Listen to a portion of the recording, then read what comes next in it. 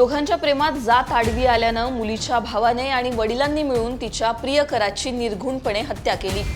मुलीने आक्रोश केला, हंबरडा फोडला। मुलाच्या अंत्यसंस्काराआधी त्याच्या मृतदेहाशीच लग्न केलं। आयुष्यभर त्याची विधवा पत्नी बनून राहील असं वचन त्याच्या आईला दिलं। नांदेडच्या या घटनेची चर्चा नंतर देशभरात झाली। आचल मामिडवार असं मुलीचं नाव, तर सक्षम ताटे असं मृत्यू झालेल्या तिच्या प्रियकराचं नाव। घटनेच्या 6 महिन्यानंतर आता घरातील चव्हाट्यावर आलेला वाद, आचलनं सक्षमचं सोडलेलं घर, त्याच्या भावावर केलेले गंभीर आरोप, हे सगळं प्रकरण 6 महिन्यानंतर कसं वेगळ्या वळणावर आलंय, सगळं या व्हिडिओच्या माध्यमातून जाणून घेऊ। नमस्कार, मी पूजा, तुम्ही पाहताय लोकमत। आचलनं आरोप काय केलेत हे जाणून घेण्याआधी हे प्रकरण थोडक्यात जाणून घेऊ। नांदेडच्या इतवारा परिसरात 27 नोव्हेंबर 2025 ला सक्षम ताटेची गोळ्या झाडून आणि मग फरशीनं ठेचून हत्या झाली। आरोपी दुसरा तिसरा कोणी नव्हता, तर त्या मुलीनं सक्षमवर जीवापाड केलं। तिचाच भाऊ आणि वडील होते। आचलचा भाऊ हिमेश आणि सक्षम हे सुरुवातीला चांगले मित्र होते, पण आचल सोबत त्याचे प्रेम संबंध असल्याचं समजताच आचलच्या कुटुंबाला सक्षम विषयी राग अनावर झाला। लग्नासंबंधी बोलायचं आहे असं बोलून सक्षमला भेटायला बोलवण्यात आलं। त्याला मारहाण करण्यात आली, त्याच्यावर गोळ्या झाडल्या। गोळी त्याच्या बरगड्यांमधून गेली असं जेव्हा समजलं, तेव्हा त्याला त्यानंतर फरशीने त्याची हत्या करण्यात आली। आता तो जागीच ठार झाला। या घटनेनंतर आचलनं तिच्याच कुटुंबाविरोधात तक्रार दाखल केली। माझ्या वडिलांना आणि भावाला फाशीची शिक्षा व्हायला हवी असं ती म्हणाली। सक्षमच्या आईला कवटाळून आचलनं आक्रोश केला।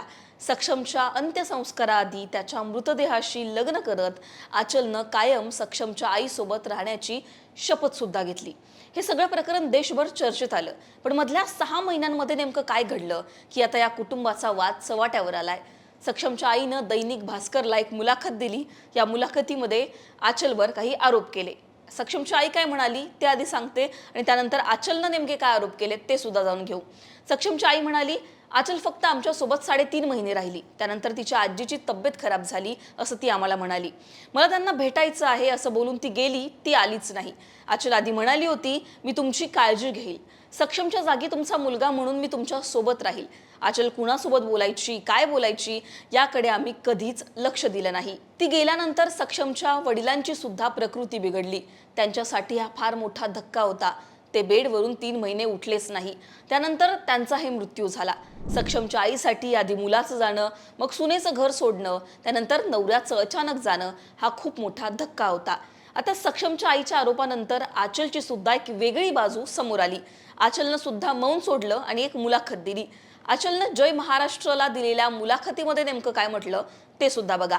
आचल म्हणाली, मी एकदम प्रामाणिकपणे त्यांच्या घरी गेले होते, पण सक्षमचा भाऊ माझ्यासोबत थोडा वेगळा वागत होता। मला तो बॅड टच करायचा। मी त्याच्या घरच्यांना याबद्दल सांगितलं होतं, पण कुणीच माझ्यावर विश्वास ठेवला नाही। त्यामुळे पुढे जाऊन आणखीन काही बरं वाईट होण्यापेक्षा मी त्याआधीच घर सोडलं।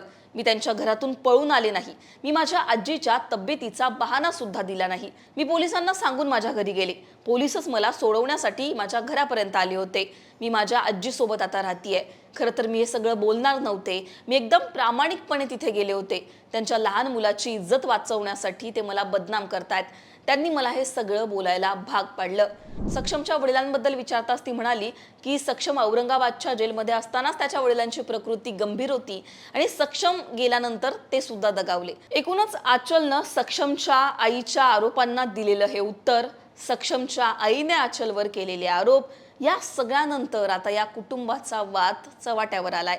प्रत्येकाची एक वेगळी बाजू आहे। एका आईनं आपला मुलगा गमावलाय, तर एका मुलीनं तिचा प्रियकर गमावलाय। आता या 2 वेगवेगळ्या बाजू समोर आलेल्या आहेत। नेमकी कुणाची बाजू खरी हे आता येणारा काळ ठरवेल। तुम्हाला या सगळ्या प्रकरणावर काय वाटतं? तुमची याबद्दलची मतं कमेंटमध्ये सांगा। लोकमतला सबस्क्राईब केलं नसेल तर सबस्क्राईब करायला विसरू नका।